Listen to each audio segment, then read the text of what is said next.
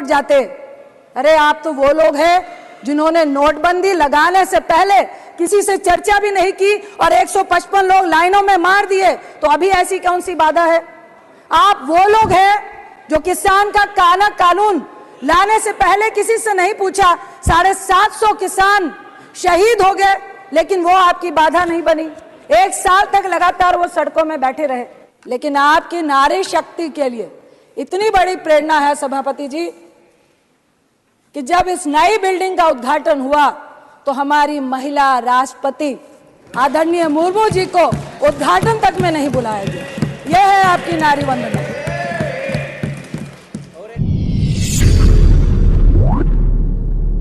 2014 में आप सत्ता में आए, आपके मैनिफेस्टो में था महिला आरक्षण देना है। 9.5 साल क्यों लग गए? मेरा पहला सवाल आपसे यही है। दूसरा सवाल, महिला आरक्षण के लिए आपको स्पेशल सत्र बुलाने की जरूरत क्यों पड़ गई? प्रचार करना था। जो लाइमलाइट लेने की आदत आपको हमेशा से रही है, इसमें भी महिलाओं को भी आपने यूज किया है। तीसरा सवाल, आपने कहा जातीय जनगणना और परिसीमन का पेच जो आपने लगाया है, क्यों लगाया?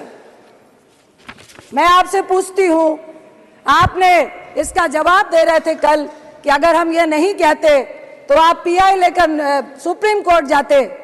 अरे आप तो वो लोग हैं जिन्होंने नोटबंदी लगाने से पहले किसी से चर्चा भी नहीं की और 155 लोग लाइनों में मार दिए, तो अभी ऐसी कौन सी बाधा है? आप वो लोग हैं जो किसान का काला कानून लाने से पहले किसी से नहीं पूछा, 750 किसान शहीद हो गए, लेकिन वो आपकी बाधा नहीं बनी। 1 साल तक लगातार वो सड़कों में बैठे रहे।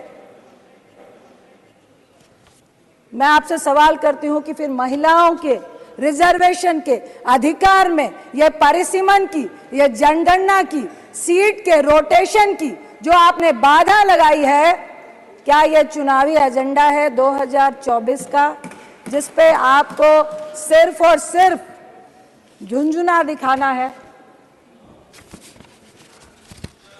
मैं आपसे आपकी नियत और अपने कांग्रेस की नियत के बारे में सफाई देना चाहती हूँ, उदाहरण देना चाहती हूँ। आप महिमा मंडल कर रहे हैं कि आप महिला रिजर्वेशन बिल लेकर आए, लेकिन मैं आपको उदाहरण देती हूँ कि 9 मार्च 2010 में जब यूपीए 2 राज्यसभा में जब यह बिल पारित हुआ था, यानी सत्ता में आने के 1 साल के बाद, यानी कि हमारी मंशा आने वाले लोकसभा में इसका प्रचार करना नहीं था। 10, 11, 12, 13, 14 में चुनाव था।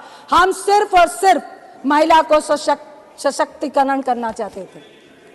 राजीव गांधी जी ने कहा था, मैं उनके एक इंटरव्यू के एक संक्षिप्त शब्दों को याद करना चाहती हूं कि महिलाओं के मामले में जो हिंदुस्तानी पुरुष है वो डबल स्टैंडर्ड का है। एक तरफ तो वो ऊंचे सिंहासन में महिला को बैठाता है, लेकिन दूसरी तरफ जब उसको सम्मान और समानता का अधिकार देने की बारी आती है, तब वो अपना पल्ला खींच लेता है, जैसा कि आपने हमारी राष्ट्रपति जी के साथ किया, वो भी ट्राइबल। मैं आपसे सिर्फ इतना कहना चाहती हूं कि देखिए,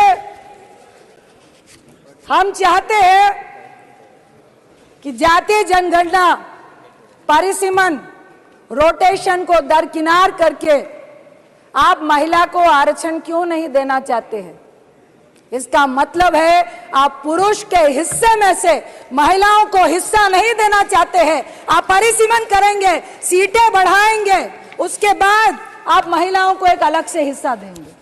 आखिर क्यों नहीं आज के हिस्से में आप महिलाओं को हिस्सा देना चाहते हैं?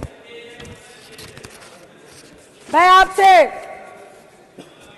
इतना ही कहूंगी कि हमारा जो महिलाओं को मजबूत करने का जो महिला का बिल था, वो यूपीए 2 में जो राज्यसभा में पास हुआ, हम चाहते हैं कि ये जो आपने नारी शक्ति का वंदन विधेयक का नाम दिया है, इसको समानता का अधिकार दे, हमें वंदना और पूजा नहीं करें। इसके साथ मैं आपसे जरूर कहूंगी कि हम चाहते हैं कि यह बिल पास हो, SC ST के साथ OBC महिलाओं को भी अधिकार मिले, क्योंकि हमारी और आपकी जैसी महिलाएं संघर्ष करके आई हैं, कल भी आ जाएंगी, हमें भी संघर्ष करना पड़ता है। लेकिन इस राजनीति के फील्ड में, इस मैदान में एक अकेली महिला अगर वो समाज के लिए अच्छा भी करती है, लेकिन इस राजनीति के दलदल में उसका अकेले कूदना, संघर्ष करना आज भी बहुत जटिल है। क्योंकि अगर महिला मजबूत है, आपके साथ कंधे से कंधा मिलाकर चलना चाहती है, अपनी राय रखना चाहती है, वो जो पुरुष मानसिकता है उसको गवारा नहीं है।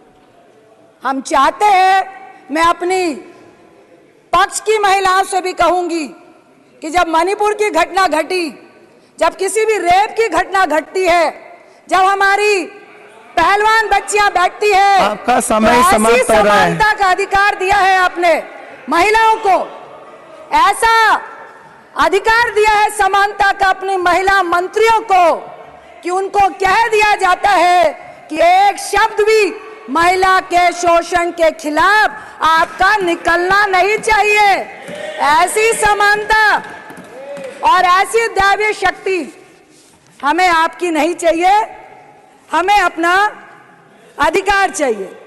इसके साथ ही मैं एक कविता का अंश पढ़ के अपनी बात को खत्म करना चाहूंगी।